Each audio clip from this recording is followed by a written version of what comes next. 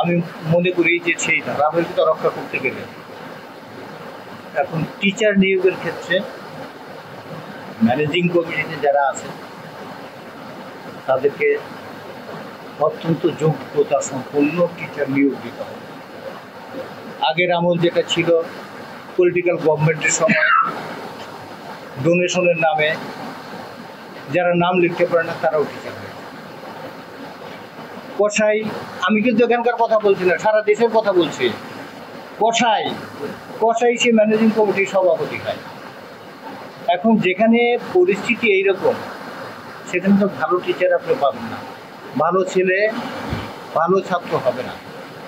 আমি মনে করি যে এই টাঙ্গাইল জেলার মধ্যে গোবিন্দেশী হাই স্কুলের অন্যরকম একটা সুনাম ছিল, সেই সুনামটা যদি রক্ষা করতে হয় আবার টিচারের কাছে ফিরে আসতে হবে, আবার ভালো টিচার নিয়োগ দিতে হবে, যে শৃঙ্খলা ফিরে আনতে হবে।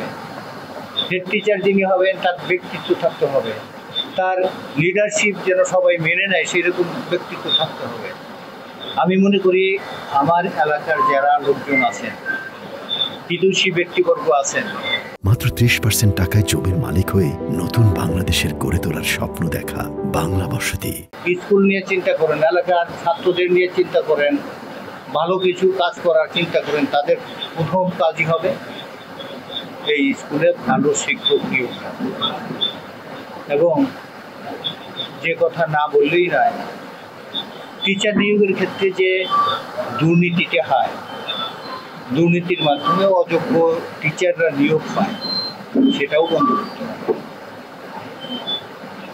এইগুলো কাজ করে ধীরে ধীরে আবার ঋত গৌরব ফেরত আনা সম্ভব বলে আমি মনে করি। এইটুকু আমার চিন্তা ভাবনা, এবং আপনারা সাথে থাকলে আমার বিশ্বাস সেটা সম্ভব। এই স্কুল নিয়ে পরিকল্পনার বিষয়ে যদি আমি বলি, যে পরিকল্পনা আমি করবো সেটা তো বাস্তবায়ন সরকার করবে, আমি তো বাস্তবায়ন করতে পারবো না। আমি তো প্রত্যাশা করব গগনচুম্বী, কিন্তু প্রত্যাশা পূরণ হবে কিনা সেটা তো আমার কাজ না, সেটা পলিটিশিয়ানদের কাজ, রাজনীতিবিদদের কাজ, মন্ত্রীদের কাজ।